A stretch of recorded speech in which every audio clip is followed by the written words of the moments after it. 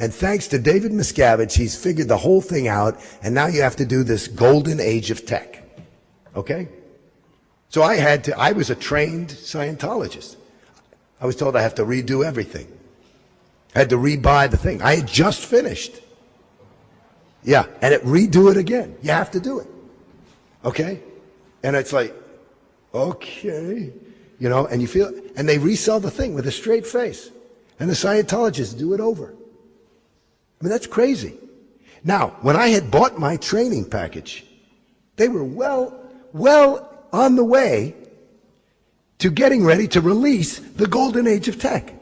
And they let me buy the thing, encouraged me to hurry up and do it just in time so they could do it. That's a ripoff. That's unethical. And they claim to be the most ethical group on the planet. That's criminal. Or misleading. To me, it's criminal. I mean, it's awful. Just now, recently, they have the basic books re-released. This is how many books? Maybe 20 books? 15 books? Something like that. These are these basic books apparently written by L. Ron Hubbard and compiled by people at Golden Era Productions. Okay, it's, you know, maybe 1,000 pages, maybe 1,500 pages, all big type, small pages.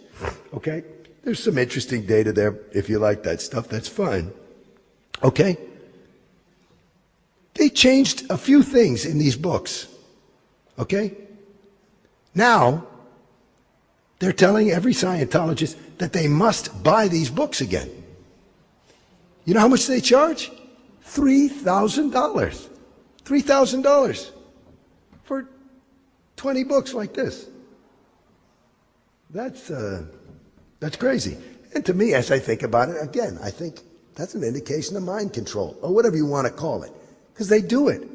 Not only do they do it, they help sell them. And they're all enthusiastic about it. And this is great. Which is another interesting thing. You know, as a Scientologist, this is in my humble opinion, the tacit responsibility of a Scientologist is to lie. Because you're a homo novus. You're an example. And of course you still have problems and issues. But you're not supposed to. Because you're clear. You're OT. You understand? And so these people now, when they get these little, oh, the books are re-released, and David Miscavige assures you that's the reason for this little problem that maybe you're having, they secretly go, ah, good.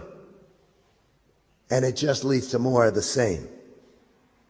Because he's changed a sentence here, a little this, a little that, which also enables them to keep the copyright, incidentally, which I think is interesting. Here's something kind of interesting if we look at this kind of historically. And one of the last things I did as a practicing Scientologist was I had long since said, I'm not going in session. You know, they kept saying, oh, come on, we'll take you into session for free. I said, man, you guys are making me worse. I said, I wouldn't go in session if you paid me $1,000 an hour. That's how bad it was. Okay? And I could have used $1,000 an hour, let me tell you. But I just said, no mas. I cannot do it. Okay? So they said they have these things called the LRH, L. Ron Hubbard, Congresses that have been released.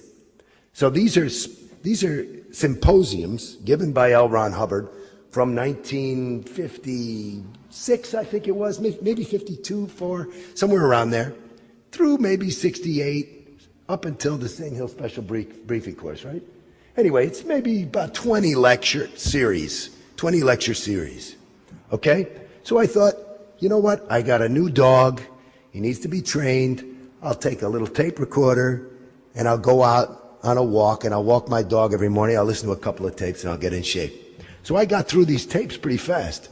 And this, of course, the idea was to get people to, you know, connect with L. Ron Hubbard, which they call Source, which is very interesting.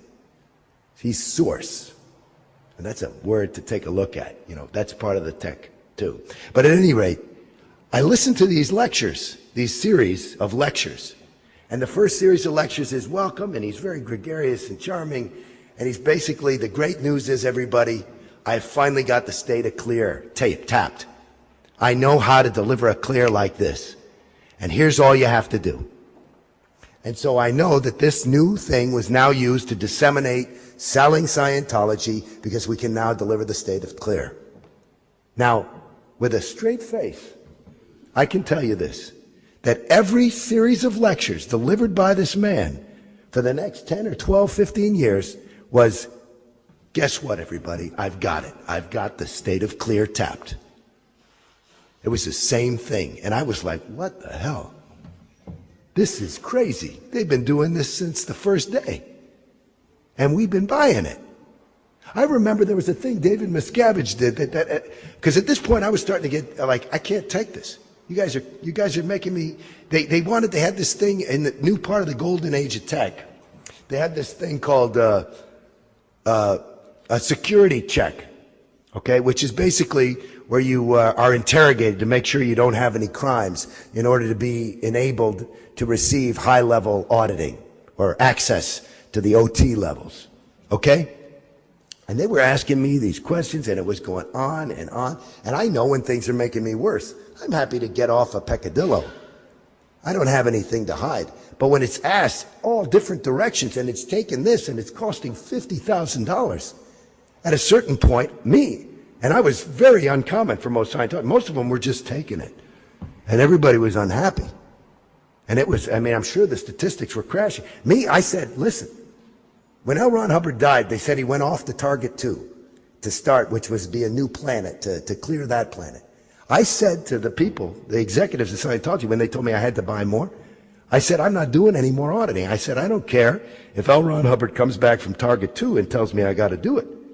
But I'm not doing it. And I did not receive auditing for probably a year and a half. And of course, I was becoming disaffected. Let me tell you something. Finally, about a year and a half later, David Miscavige goes on a maiden voyage, which is when they go on the ship in the Caribbean, and he has this great release. And so they did a big event.